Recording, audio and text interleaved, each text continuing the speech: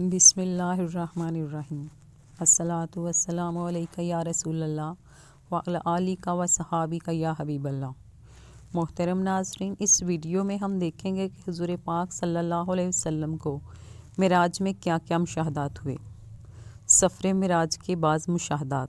اس اہم و عظیم سفر میں آپ صلی اللہ علیہ وآلہ وسلم کو جنت و دوزخ مشاہدہ کے ساتھ مختلف گناہ گاروں کے احوال بھی دکھائے گئے، جن میں سے بعض گناہ گاروں کے احوال اس جذبہ سے بیان کیے جا رہے ہیں کہ ان گناہوں سے ہم خود بھی بچیں اور دوسروں کو بھی بچنے کی ترغیب دیں۔ کچھ لوگ اپنے سینوں کو ناخنوں سے چھیل رہے تھے۔ حضرت انس رضی اللہ تعالی عنہ سے روایت ہے، رسول اللہ صلی اللہ علیہ وسلم نے ارشاد فرمایا کہ جس رات مجھے معراج کرائی گئی، میں ایسے لوگوں پر گزرا جن کے ناخن تانبے کے تھے اور وہ اپنے چہروں اور سینوں کو چھیل رہے تھے۔ میں نے جبرائیل علیہ السلام سے دریافت کیا، یہ کون لوگ ہیں؟ انہوں نے جواب دیا کہ یہ وہ لوگ ہیں جو لوگوں کے گوشت کھاتے ہیں، یعنی ان کی غیبت کرتے ہیں اور ان کی بے آبروئی کرنے میں پڑے رہتے ہیں۔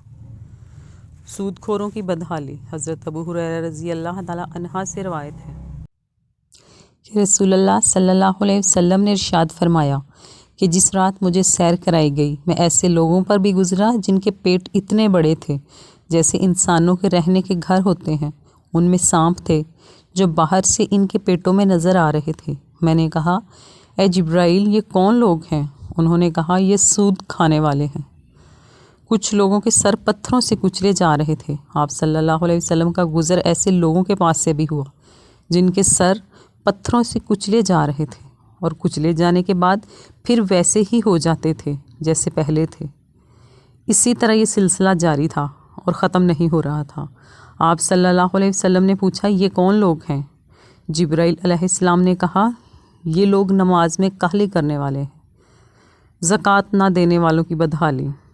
آپ صلی اللہ علیہ وسلم کا گزر ایسے لوگوں کے پاس سے بھی ہوا جن کی شرمگاہوں پر آگے اور پیچھے چیتھڑے لپٹے ہوئے ہیں اور اونٹ و بیل کی طرح چرتے ہیں اور کانٹے دار خبیث درخت اور جہنم کے پتھر کھا رہے ہیں۔ آپ صلی اللہ علیہ وآلہ وسلم نے پوچھا، یہ کون لوگ ہیں؟ جبرائیل علیہ السلام نے کہا کہ یہ وہ لوگ ہیں جو اپنے مالوں کی زکوٰۃ ادا نہیں کرتے تھے۔ سڑا ہوا گوشت کھانے والے لوگ۔ آپ صلی اللہ علیہ وآلہ وسلم کا گزر ایسے لوگوں کے پاس سے بھی ہوا جن کے سامنے ایک ہانڈی میں پکا ہوا گوشت ہے اور ایک ہانڈی میں کچا اور سڑا ہوا گوشت رکھا ہے۔ یہ لوگ سڑا ہوا گوشت کھا رہے ہیں اور پکا گوشت نہیں کھا رہے۔ آپ صلی اللہ علیہ وآلہ وسلم نے دریافت کیا، یہ کون لوگ ہیں؟ جبرائیل علیہ السلام نے کہا، یہ وہ لوگ ہیں جن کے پاس حلال اور طیب عورت موجود ہے، مگر وہ زانیہ اور فاحشہ عورت کے ساتھ شب باشی کرتے ہیں اور صبح تک اسی کے ساتھ رہتے ہیں، اور وہ عورتیں ہیں جو حلال اور طیب شوہر کو چھوڑ کر کسی زانی اور بدکار شخص کے ساتھ رات گزارتی ہیں، نعوذ باللہ۔ سدرۃ المنتہا کیا ہے؟ احادیث میں سدرۃ المنتہا اور السدرۃ المنتہا دونوں طرح استعمال ہوا ہے۔ قرآن کریم میں سدرۃ المنتہا استعمال ہوا ہے۔ سدرہ کے معنی بیر کے ہیں اور منتہا کے معنی انتہا ہونے کی جگہ کے ہیں۔ اس درخت کا یہ نام رکھنے کی وجہ صحیح مسلم میں اس طرح ہے کہ رسول پاک صلی اللہ علیہ وسلم نے ارشاد فرمایا کہ اوپر سے جو احکام نازل ہوتے ہیں وہ اس پر منتہا ہو جاتے ہیں، اور جو بندوں کے اعمال نیچے سے اوپر جاتے ہیں وہ وہاں پر ٹھہر جاتے ہیں، یعنی آنے والے احکام پہلے وہاں آتے ہیں پھر وہاں سے نازل ہوتے ہیں، اور نیچے سے جانے والے جو اعمال ہیں وہ وہاں ٹھہر جاتے ہیں، اس کے بعد اوپر اٹھائے جاتے ہیں۔ علاوہ ازیں بڑے حسین منظر بھی دیکھیں۔ جنت اور دوزخ کو بھی ملاحظہ فرمایا۔ جنت کی حسین وادی۔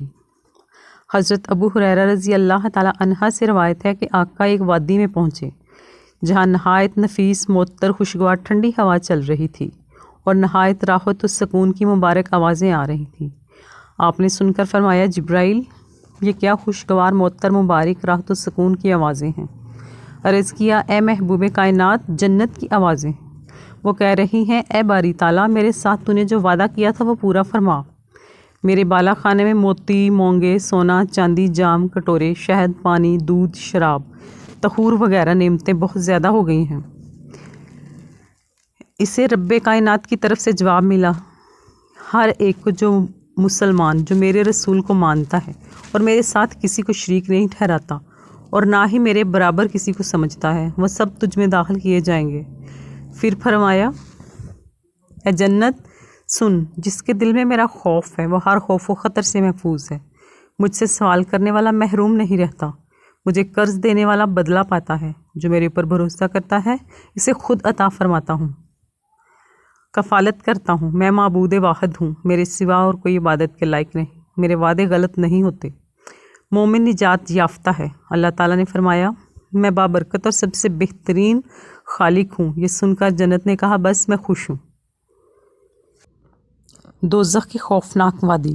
حضرت ابو ہریرہ سے روایت ہے سید کونین صلی اللہ علیہ وسلم نے ایک اور وادی دیکھی، یہاں پر نہایت بھیانک اور خوفناک آوازیں آ رہی تھیں اور سخت بدبو آ رہی تھی۔ آپ اس کے بارے میں حضرت جبرائیل علیہ السلام سے پوچھا، انہوں نے عرض کیا یا رسول اللہ، جہنم کی آواز ہے جو یہ کہہ رہی ہے اے اللہ وہ دے جس کا تو نے مجھ سے وعدہ کیا تھا، میرے طوق زنجیریں، میرے شعلے طہر لہو اور پیپ، میرے عذاب اور سزا کا سامان بہت وافر ہو گئے ہیں، میرا کنواں بہت گہرا ہے، میری آگ بہت تیز ہے، مجھے وہ عنایت فرما جس کا وعدہ مجھ سے کیا تھا۔ اللہ تعالیٰ نے فرمایا مشرک و کافر، خبیث، منکر، بے ایمان مرد عورت تمہارے لیے ہے۔ یہ سن کر جہنم نے اپنی رضامندی ظاہر کی۔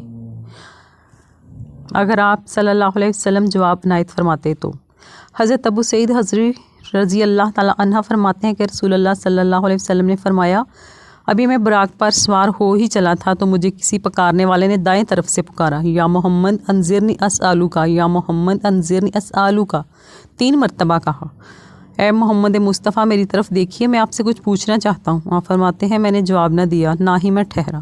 پھر جب تھوڑا آگے بڑھ گئے، بائیں طرف سے کسی پکارنے والے نے پکارا، اے محمد میری طرف دیکھیے، کچھ پوچھنا چاہتا ہوں۔ سرکار کائنات فرماتے ہیں نہ میں نے اس کی طرف دیکھا اور نہ میں ٹھہرا۔ پھر کچھ آگے گیا تو ایک عورت دنیا بھر کی زینت کیے ہوئے بازو کھلے کھڑی تھی، اس نے مجھے اس طرح آواز دی، یا محمد انذرنی اسقلین، میں نے نہ اس کی طرف توجہ فرمائی اور نہ ہی ٹھہرا۔ جب بیت المقدس پہنچے تو حضرت جبرائیل عرض کرتے ہیں یا رسول اللہ متفکر کیوں ہیں؟ فرمایا راستے والے واقعہ سے۔